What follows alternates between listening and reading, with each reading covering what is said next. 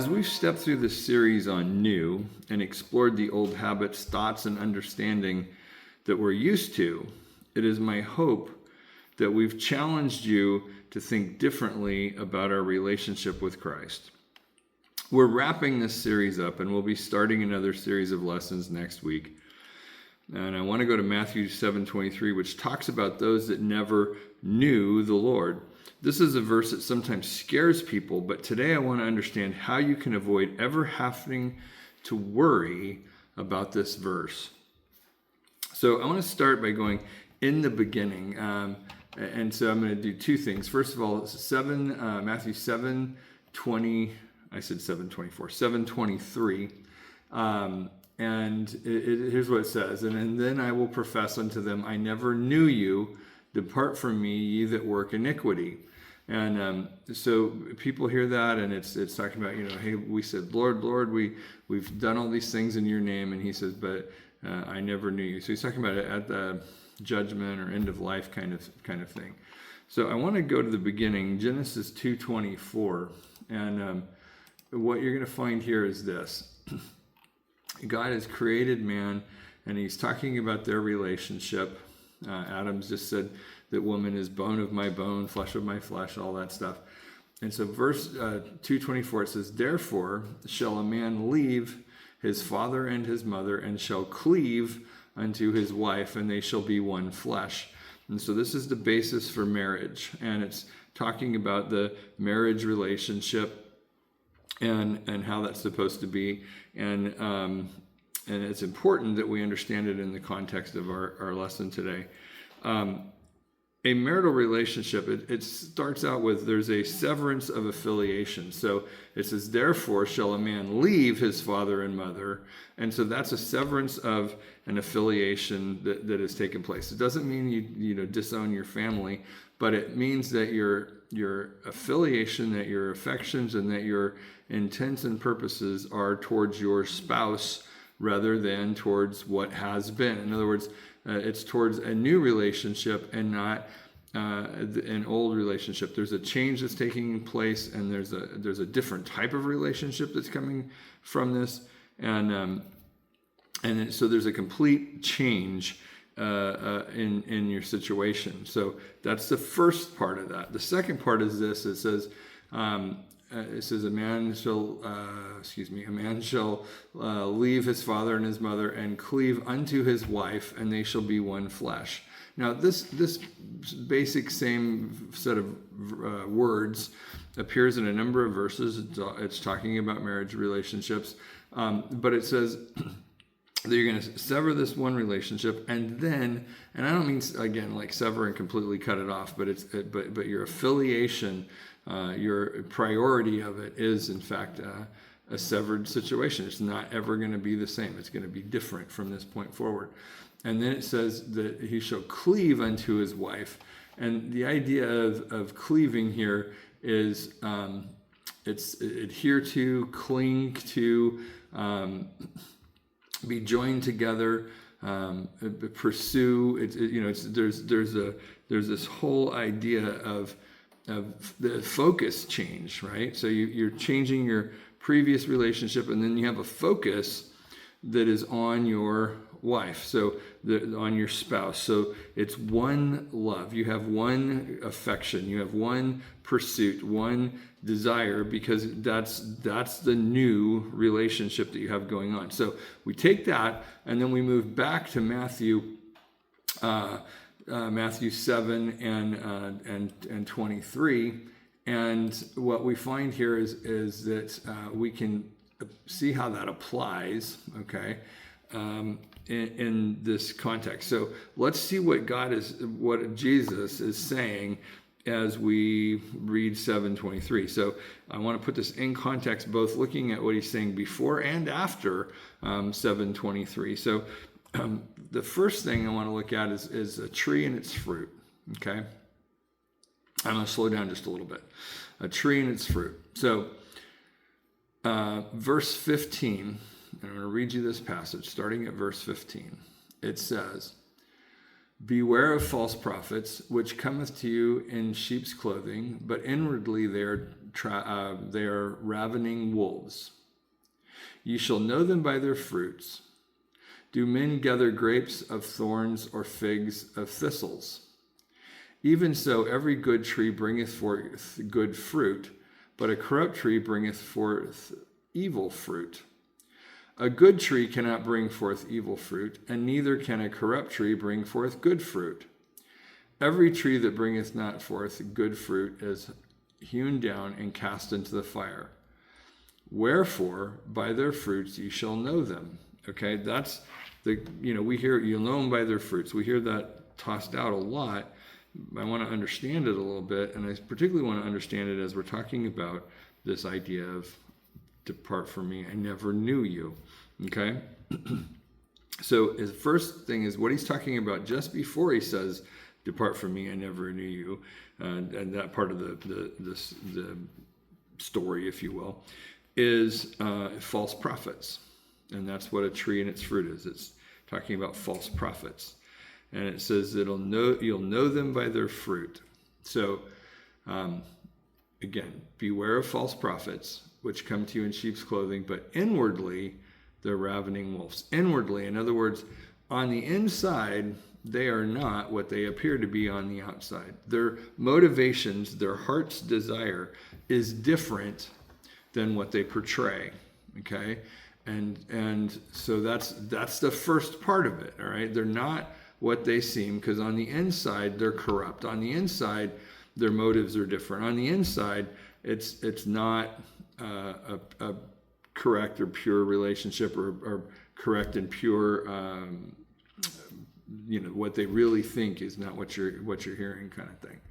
All right, and then verse 20. Wherefore, by their fruits you shall know them. Okay? Now, understand this. And when it says know them by their fruit,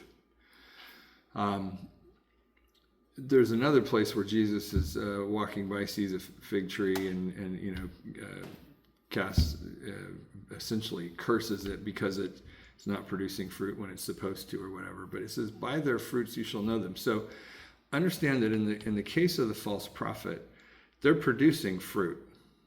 It is there, but it says, by your fruits you'll know them. In other words, by the fruit that they're producing, you'll know them. And so the first thing is they are producing fruit.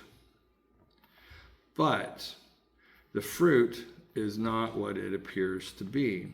And so it's not a question of, well, it's a fig tree, but it's producing apples. That's not the case at all. What it is that's really being talking about here is that the fruit isn't what it appears to be when you get to it. And the idea of you'll know them by their fruits is portraying the fact that you are not going to know that fruit until it's been picked. In other words, you don't know the fruit, truly know the fruit, until it's been harvested, until it's come to its fruition, right? The point of harvest. And so when we talk about knowing them by their fruits, that's a situation where your tree produces a piece of fruit, let's say an apple tree, and that fruit looks fine. It's colored right, it's shaped right, it looks healthy and good, and you bite into it and it's not. It's not what it seems at all. It's dry and pithy. It doesn't have any flavor or moisture to it. It's not what it seems. That's when you know the fruit. That's when you have harvested it. That's when you know what that fruit is like. And so the false prophet can seem like they're saying good things. They can seem like they're teaching you right things. They can seem like they're sharing right experiences, but inwardly, on the inside, not what you see on the outside, but on the inside, they are not what they appear to be. Okay, and so when it says you know them by their fruit, it's not that you look and you casually go, oh my goodness, that fruit is corrupt. It's mushed. It's got bad spots. It's ugly. It's not good fruit. It's when you harvest it and find out what the content of that fruit is. That's what's really talking about, knowing them by their fruits. In other words, at the end of the day, when it's all said and done, then you find out that it wasn't what they appeared. You didn't know the inward motivations, okay? And so you keep that in mind in light of, depart from me, I never knew you, okay? Knowing them by their fruits, knew you, all right? Has to be harvested.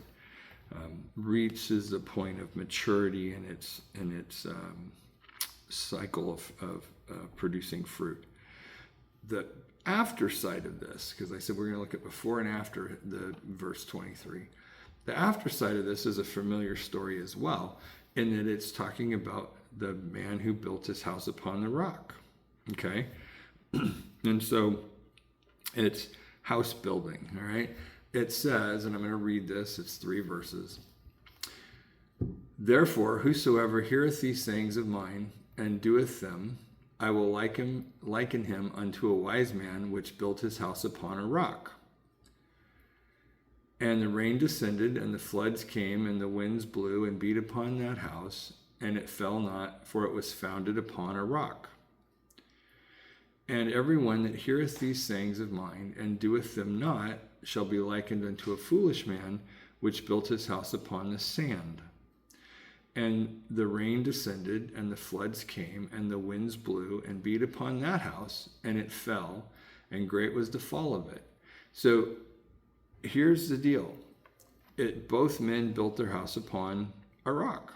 Or both men built their house, one upon a rock, one upon the sand. But both men built a house. They both looked good. They both had houses. Hey, everything's wonderful. But when the rains came, when the problems came, when the storms came, when the trials came, then you found out which of those houses was actually founded on a solid foundation. So you can have see and do processes. I see someone doing these steps, and that seems to be the right thing that they're doing, so I will do the same thing. But you haven't changed the inward part. You haven't changed your heart. You're mimicking what they're doing, but you don't have the right heart attitude. And so when we come to Christ, we're supposed to become a new creation. So it goes to our heart attitude. And we've talked about that throughout this series, a different attitude and relationship and destination and all that kind of stuff. So it's you don't know the fruit until it's harvest time. You don't see where someone's foundation really is until there's something that comes along and tests that foundation. Okay? So it's not just see and do. It's not just mimicking. It's about the content of your character, if you will. It's about what is on the inward part, what your heart attitude really is down deep inside. That's the issue that comes into play. So, that being said, that laying our basis down for us, I want to look at new meaning and talk about what this verse says in 7:23 when it says that depart from me, or I profess that I never knew you, depart from me. So let me read you the full context. It's 3 verses. So starting at 21, it says, not everyone that saith unto me, Lord, Lord, shall enter into the kingdom of heaven, but he that doeth the will of my Father which is in heaven. Many will say to me in that day, Lord, Lord, have we not prophesied in your name, and in your name have cast out devils, and in your name done many wonderful works? And then I will profess unto them, I never knew you. Depart from me, ye that work iniquity. So, how do I not worry about this verse? I don't want to get to heaven and find out that Jesus says, depart from me, I never knew you, and this all, just didn't work out correctly. No worries. When we come to Christ, we are supposed to become a new creation. When we come to Christ, our heart attitude should change. Our relationship should change. So let's talk about the relationship part of this for just a minute. You know in your heart what kind of a relationship you have. If you are married and you don't love your spouse, you don't have a desire to pursue them, have a relationship with them, you don't desire to spend time with them, you don't enjoy their voice, you don't enjoy their presence, if none of those things are true, you don't really have a relationship. You've pursued something for the wrong reasons, okay? And your heart attitude is not right. If you have a job and you don't like your job and you don't have a passion for your job and you don't do your job well because you don't like it, you don't like the work environment, you don't like the people you deal with, and on the outside you're like, oh yeah, this is great, it's wonderful, but on the inside you're just miserable, you don't have a right relationship. So when I come to Christ, what is my motivation? What is my relationship? Am I coming to Christ because I am desiring to spend time in a relationship with Christ? Am I desiring to pray? Am I desiring to praise and worship God? Am I desiring to be in His presence? If I'm not, I need to kind of back up and re-examine my relationship with Christ. I need to, maybe I didn't really mean it when I said the sinner's prayer. Maybe I was just kind of faking my way through it, trying to do what I thought was the right thing. I was trying to mimicking what I saw somebody else do. I thought I was building on rock, but turns out I was building on sand. So you examine your relationship and be honest with yourself. Do I want Christ? And I think you're going to be able to say, yes, I do. But if not, it's an easy fix, right? You just have to go and say, God, I haven't really had a right relationship with you. And so come into my life, be Lord of my life, and desire for God to be the Lord of your life. In other words, desire to do it His way and not your way all the time, because quite honestly, your way doesn't work. Doesn't work for getting to heaven, and probably doesn't work for you being happy either. It says that He's our joy, our strength, our peace, our hope, our provision. God is all. He promises to be all of those things, but we need to be in a right relationship with Him. So you can assess where I am in my relationship, and if you need to fix your relationship, you can. And if you struggle with desire to have Him be Lord of your life, start by audibly praying and praising God. And if you do that, quote unquote, spend time with God, you will start to find your heart's desires will change. And if you put the focus not on what I want and need, but on recognizing God, if you put your focus on, praising Him for who He is, not just what He's done, but who He is. What He's done, salvation is fantastic. But if I'm just looking for fire insurance, it's not a great way to go, okay? If I'm just looking I just want to get to heaven, I don't want to go to hell. That's not particularly a great long-term solution, right? I want to ask Him to be Lord of my life because I really want Him to be part of my life. I really want to be in a relationship with Him where He is directing my paths and where I'm spending time in praise and I'm spending time in prayer and that sort of thing. And I have a relationship with Christ. It's not just mimicking something I saw somewhere else, but it's real, all right? And then it goes to my motives and my desires. You know what motivates you. You know what you want. You know what your desires are. If I don't desire to spend any time with God, if I don't desire to just praise and worship Him and be in His presence, then I honestly, my heart is kind of betraying me. My fruit on the outside might look fine, but on the inside, it's not.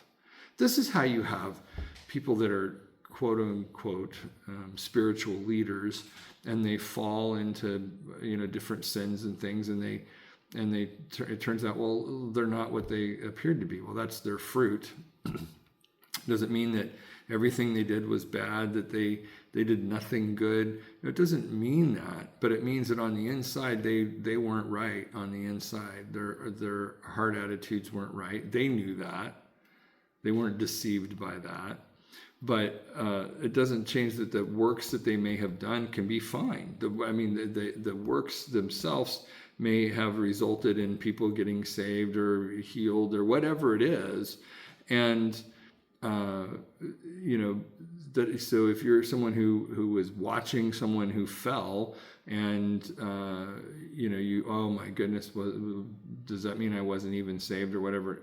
No, what brought you to Christ can have been from a corrupt individual doing good work, okay? And you have a relationship. It's based on your heart attitude, not theirs, okay? And so then we go to responsibility. I have a responsibility to to myself and to Christ, that when I get saved, I need to look at my actions. I need to look at my life. I need to, if I know something is not right in my heart and I do it anyway, and then I try and excuse it, I am walking myself down a path where I am not in relationship with Christ. He says, I never knew you. And the new there can be very much an intimate relationship, like a marital relationship. But here's the thing. If you have a best friend, sometimes you will complete their sentences. You know what they're thinking. You know what they're going to do. I can see what's going to happen in this situation. I know what they're going to do. And so, that's kind of, you can say, I know them. I just know their heart. I know their motivation. Someone comes to you and say, well, this person's blah, blah, blah. And you say, well, no. That's not true, because I know them, and that's not how they even think, because you know that person that well. That's part of relationship, and you have that acknowledgement of who they are, and it comes from their responsible living of their life and with, in relationship to you, right? They are revealing their true character to you. So, while you know them by their fruits, when you really know somebody, you don't have to wait for harvest to find out if their fruit is good or not, because you know their heart, and you know their character and how they are going to respond in a certain situation. Harvest time just becomes the culmination of what you already knew. All right. Now, can we be fooled? Yes, we can. But we shouldn't be fooling ourselves. We can be honest and know what our heart motives are. So if I am honest in my relationship with God, it doesn't mean that if everything, that I've said here doesn't line up, like, oh my gosh, I'm not feeling like I really love God for God or whatever. You can go to him and talk to him honestly. You might as well talk to him honestly. He already knows your heart. You can talk to him honestly about your feelings, and again, like I said, begin praise and prayer, and let God work with you to build that relationship where it should be. And then the other piece is your actions, which kind of are your fruit. Your actions will show the relationship that you have. And so you can look at things and you can say, I'm gonna go help this person, because it will look good if I go help this person. It'll look like I'm being really Christian. It'll look like I'm being really helpful and giving and doing all of these things. But you know what your heart attitude is. Your heart attitude is you want to look good. Versus if you go and you help someone because in your heart you know that that's the right thing to do, and you know that God would want you to do that and leading you to do that, and you do that happily rather than miserably, then now your heart motive is correct. It's like the verse that says God loves a cheerful giver. Well, it's because if you're giving out of the abundance that God has blessed you with, and you're doing what you're supposed to do in giving, you are in accordance and in line with God's word. Versus if you're going, I have to do this, and I don't want to, and you have all of those things going on, it goes back to your heart attitude is not towards God. Your heart attitude is very much being narcissistic, self-seeking, centered around you, and not a relationship with God. When we get saved, we ask God, we ask Jesus to come into our hearts, cleanse us of our sin, forgive us of our sin, and be Lord of our life. Well, if we ask him to be Lord of our life, but we don't want to have him actually be part of our life, he's not being Lord. And if I'm in charge and he's not being Lord. I'm being Lord. And that isn't going to work. That's going to get me to depart from me, I never knew you, because we never had a relationship. We never, we didn't complete each other's sentences because you didn't know what I was even thinking because you were only thinking about yourself. So that verse, which can be scary to people, is actually really easy to deal with, and then I just need to examine my heart. And the Bible tells us to work out our own salvation with fear and trembling. And what that means is I need to examine my heart and get it in line with God and work that out, whatever those issues might be on the inside. I work out with God, and I can work that out with fear and trembling, if you will. I can with respect and reverence and wanting to get it right.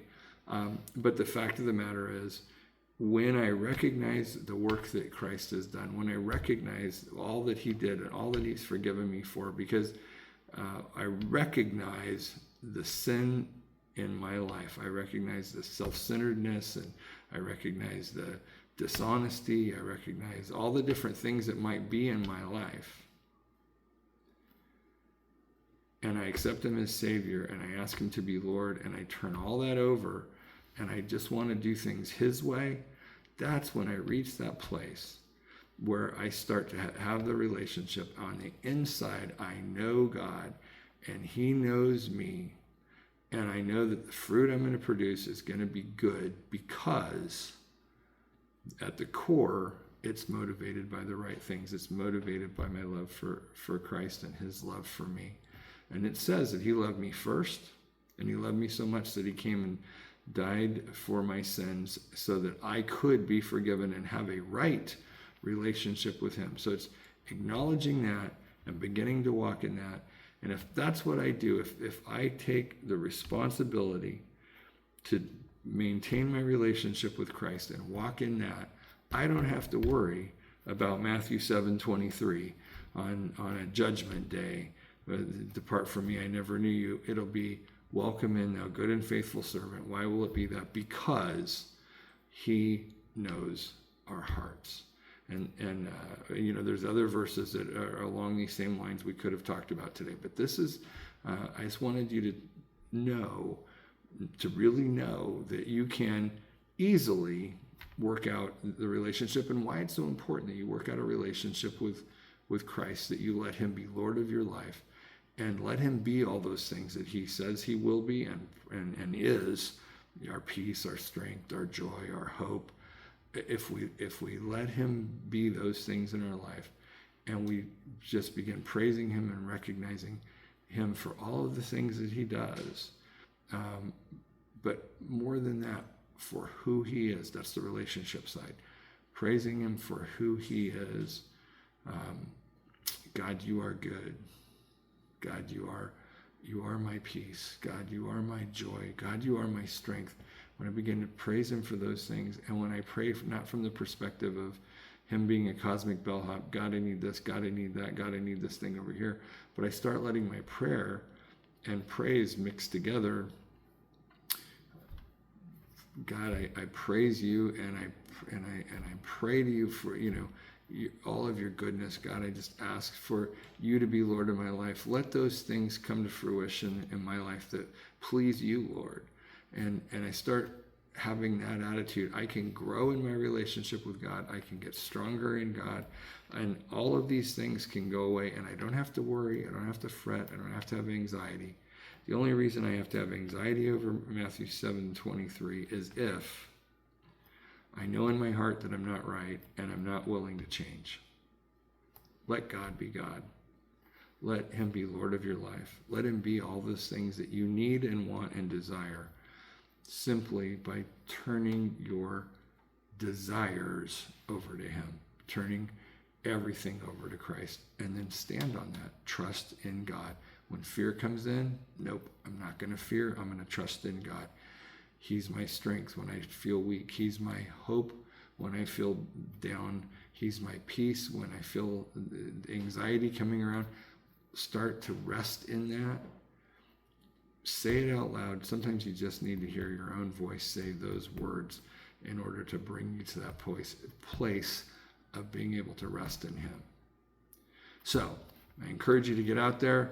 It's a new day, a new opportunity to just draw closer to God and have a new, even greater relationship. It says his blessings are new every morning, and great is his faithfulness. So every day can be a new day.